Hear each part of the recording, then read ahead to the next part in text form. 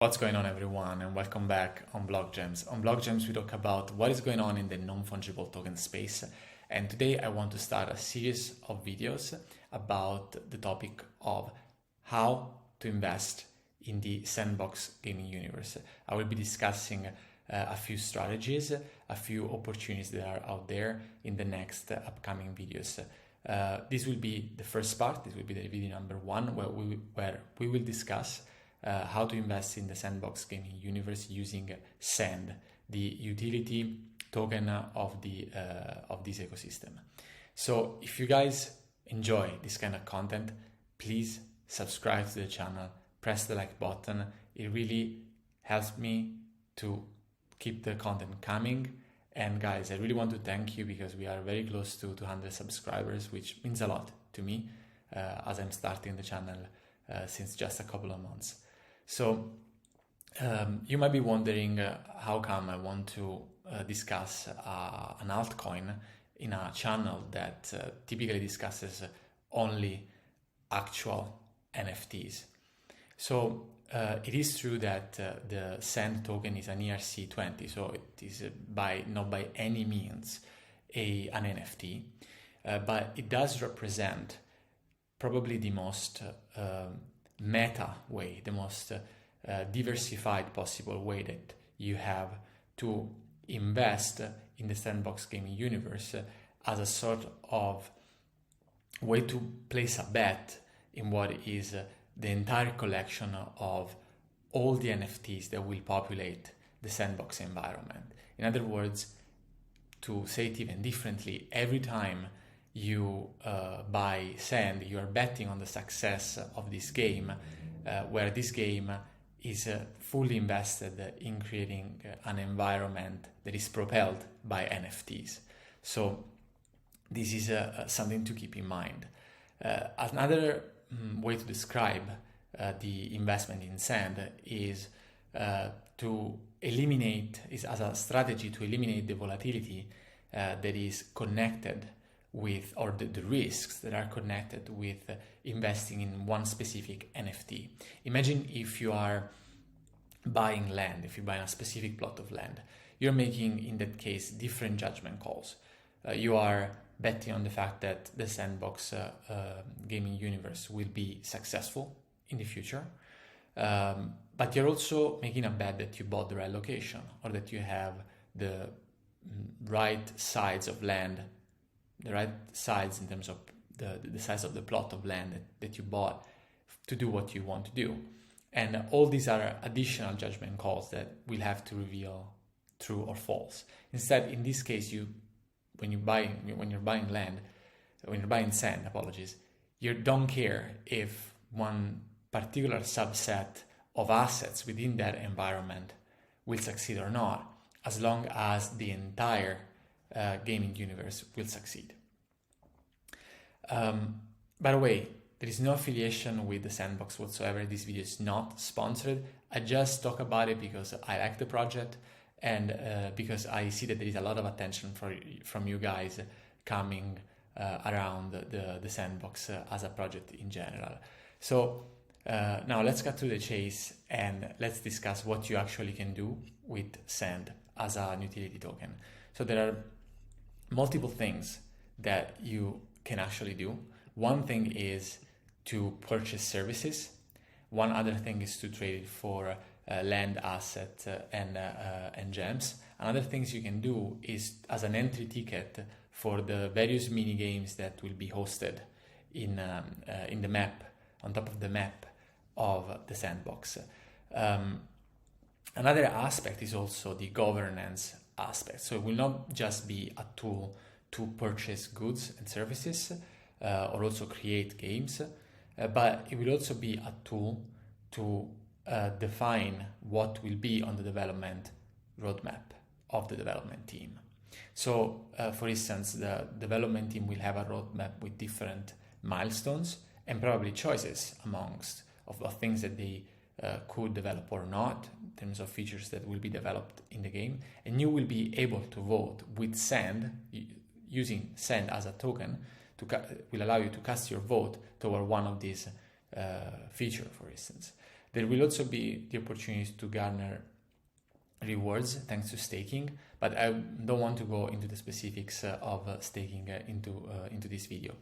So before, I just mentioned that the only risk you have, the only judgment call that you need to make is if Sandbox as a game will be successful or not. And that is not entirely true. There are other risks, of course, that are involved, and there are other judgment calls that you will have to make. One of them is about the actual distribution or allocation, if you prefer, of this token. Because one of the situations that you do not want to end up into is a situation where only very, very few people, only a handful of people, own and hold the vast majority, the overwhelming majority of the Sand token.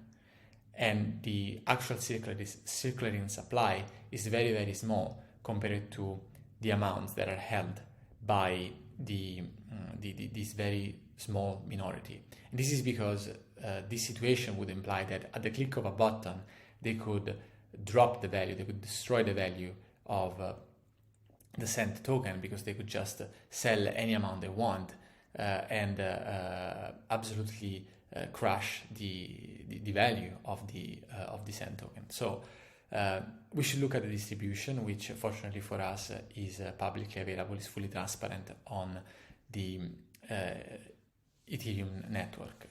As you can see here, you might be wondering, oh my god, here there is an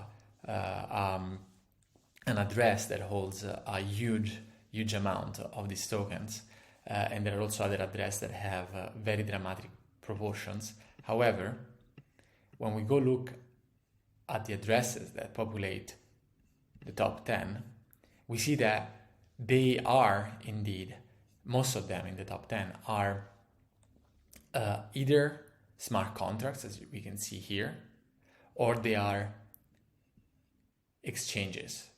So these are not private individuals that are holding coins in their wallets. Some of these tokens are held in smart contracts because of how the release schedule is structured, and we will talk about this in a second. However, I need to say that probably, or at least I suspect personally, that this address here could be a private individual, and this is about 5.6% of the overall supply, which is not that large, but not even that small. Now, talking about these smart contracts and their role, what is important to state here is that surely there is an issue of distribution amongst addresses, but there is also an issue of release. So all the tokens all the Sandbox tokens, so all the Sand ERC20 utility tokens have not been released already. They are released on a schedule where in tranches they are progressively released in the economy, and they can be used for the various purposes. And this is the schedule, this is the release schedule. So part of all the tokens are still locked up, and they are indeed locked up in the addresses that we saw before. So in the upcoming months, we will see tranches where the token will be released, moments basically where we will have a little bit of inflation, so the more supply will come into play because more amounts of Sand will be released.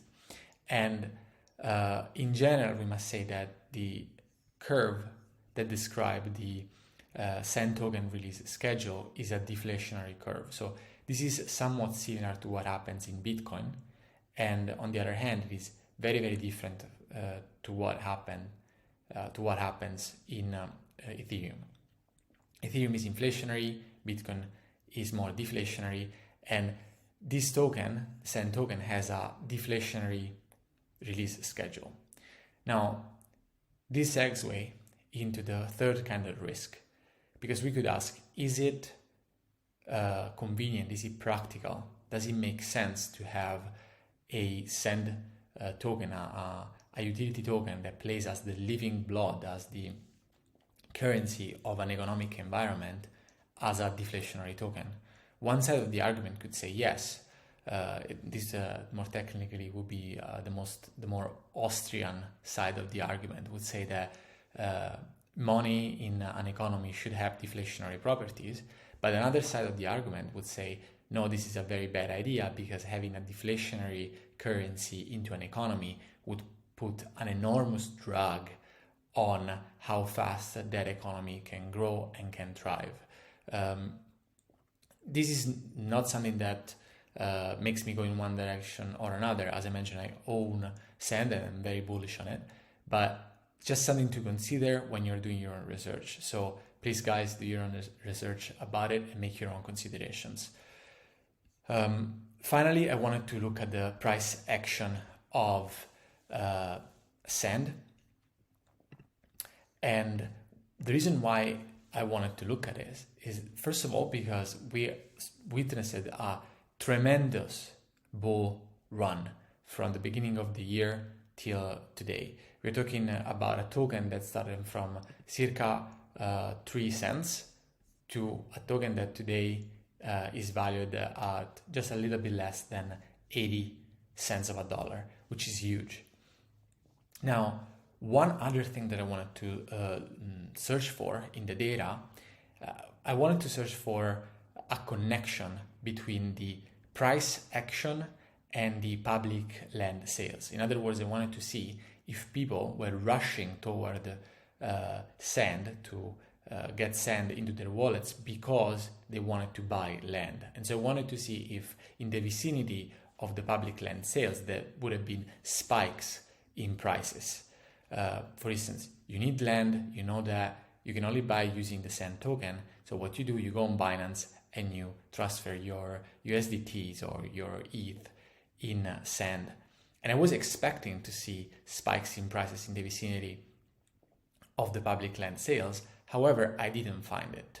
And this brought me to believe that the main reasons why we're seeing all this fantastic price action is probably just driven by technical reasons, or because people are investing into this as an altcoin, and specifically because they believe in the project, not because they are using it to do something else. Otherwise, we would have seen more relevance of this spike impacting the chart.